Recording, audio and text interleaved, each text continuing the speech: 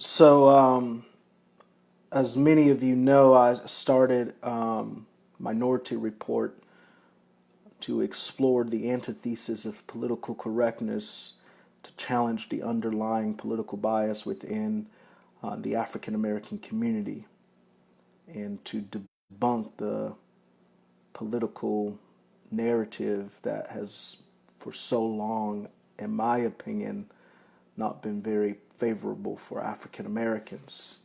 I was going to do tonight, and I had actually started to do a live video on my Facebook page for Minority Report, but decided that I didn't want to any longer because I just have some thoughts, that are concerning the African American community that I care deeply about, and I really feel that things are getting overly politicized, in my opinion, in our nation. And you've got a lot of awesome things happening. You've got young black conservatives that are rising up, speaking, you know, in favor of conservatism, but even that sometimes can be overly politicized. And I encourage them. But I think what we need to actually begin to do is reach out a hand. And we actually need to begin to start conversations and dialogue within our communities, within the African American community, that is not so heavily politicized, because there is an issue whether we want to admit it or not, whether you're on the left, on the right, Democrat, Republican, or somewhere in between. There are issues within the African American community. I think part of those issues are the issue of entitlement and victimhood. And I've spoken on that before. And, I believe in Martin Luther King's vision of unity and harmony. But unity and harmony is not built on the basis of agreement. Unity and harmony is built, in my opinion, on the basis of understanding. And we lack a spirit of understanding in our nation when it comes to things that are going on in the black community, in African American communities, and Hispanic communities. And I think we have to sit back and ask ourselves, do we want to understand? And in my opinion, in my humble opinion, I believe that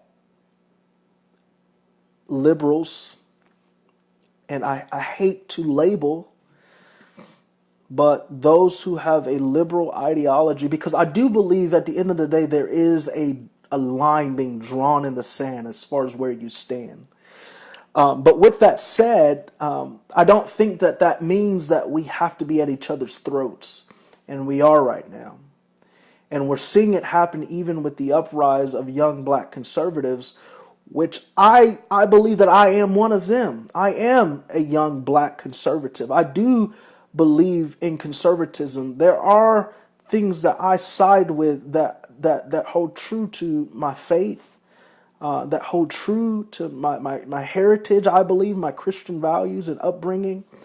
But at the end of the day, I do not want that to create a resentment or animosity towards somebody of another party. And I'm doing a lot of thinking because I was going to do a whole show tonight or a whole segment on, the 2018 midterms and voter enthusiasm and the excitement that's going on around the nation about getting out and voting. And by the way, get out and vote. Get out and vote. But I want to take a different tone right now, and I think that we've got to begin to have a spirit of understanding. And it doesn't mean that I fully comprehend or have to comprehend what you're communicating. And we've got a lot of the back and the forth. And I was listening to Reverend Al Sharpton. And some people might think this is a political spin, but Al Sharpton was bashing young black conservative leaders or young black conservatives who went to the White House to hear President Donald Trump speak. Why is that not okay? Why is it not okay for young black conservatives to go to the White House and talk to Donald Trump? Why is it not okay for Kanye West to speak up for the African American community? Why are we continually at each other's throats when it comes to politics? And I'm talking and addressing specifically the African American community right now. Why is it wrong to begin to present ideals? Why is it wrong to begin to present policies that are different? Because the ones that we have worked with for decades simply have not worked. And they're not working. Our communities have not changed that much. And I know I sound like, I'm preaching to the choir and and this is the continuation of things I've already said, but at the end of the day, I believe that a spirit of understanding that is needed when it comes to politics in our nation is seeing someone else's perspective and how it came to be. It's saying that I am going to choose to listen for a moment. And I believe right now, African American black political leaders that are majority of them, are Democrat and liberal. I believe that maybe they should take a moment and listen to some of these young black conservative voices that are speaking up and saying, we are better than the need for depending on government assistance. We are better than, our population, the birth rate in the African American community is being decimated through abortion. And I think that we ought to be having dialogues and begin to talk about these issues and how the incentives within the African American community, the incentives for welfare have been given to single parent homes and it incentivizes fatherlessness. We need to begin to talk about things like this. And I think it's unfortunate that we are not having these conversations about things that are going on in the African American community as it pertains to the political agenda, which has hurt African Americans for so long, in my opinion. This is not political. This is people's lives. This is reality. These are things that you can't go into Chicago and feel like you're safe in predominantly black neighborhoods.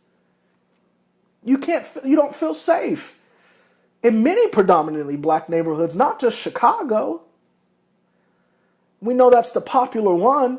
So I think at the end of the day, what liberal legislators, because it's predominantly liberal legislators that are in the African American community, they need to start maybe listening to all people that make up the black community and not those that just agree with them. And I think this is what young black conservatives are saying. We're saying, well, how about you have a dialogue and a conversation with us? Not a political conversation so that we can sit here and argue and go back and forth, but how about we have a conversation about policy? How about we have a conversation about victimhood and entitlement? How about we begin to have that conversation? And I think we need to start having that conversation in the black community and minority communities about what is really happening in our communities. And are the policies and legislation that are being passed, is it actually helping? We can't continue the argument. Roland Martin, not everybody knows who he is, but he's been a longtime liberal analyst, and the Reverend Al Sharpton as well. One, I don't understand sometimes how certain people become voices within the African American community or speak for the black community. I do not understand that sometimes. And maybe that's just based on popularity, but they continue, in my opinion, based on some of the things that happened this weekend, to stand against young black conservatives. I think that there are some conservative Democrats out there that actually agree with this presidency for the most part, as well as this administration. And I'd love to see some young conservative Democrats begin to actually speak up and speak out. You know, I can get on here and be very, very political. And I know all the right phrases and things to say. But even right now out in the polls, there's a silent majority that is speaking. And I can't wait to see what happens November 6th. I can't wait to see, because I believe that the silent majority is out there, and the silent majority is saying, no matter what race they are, the silent majority is saying we agree with the successes of this presidency.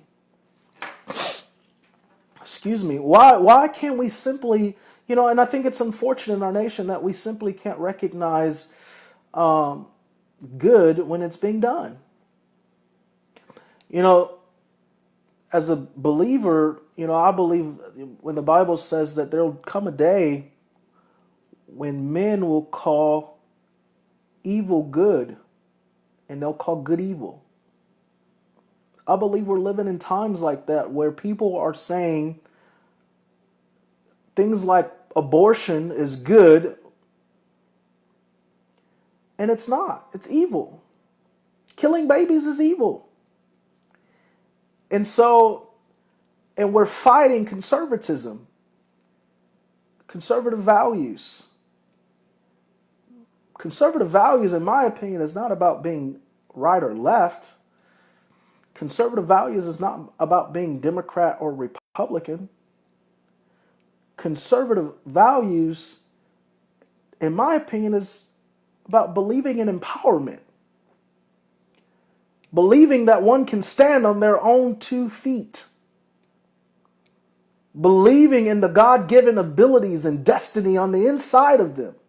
Conservatism is not a political agenda. Conservatism is about self-worth and self-respect and esteem and confidence, and that I am better than what anyone else could say against me or about me, that I can do, that I am able to achieve.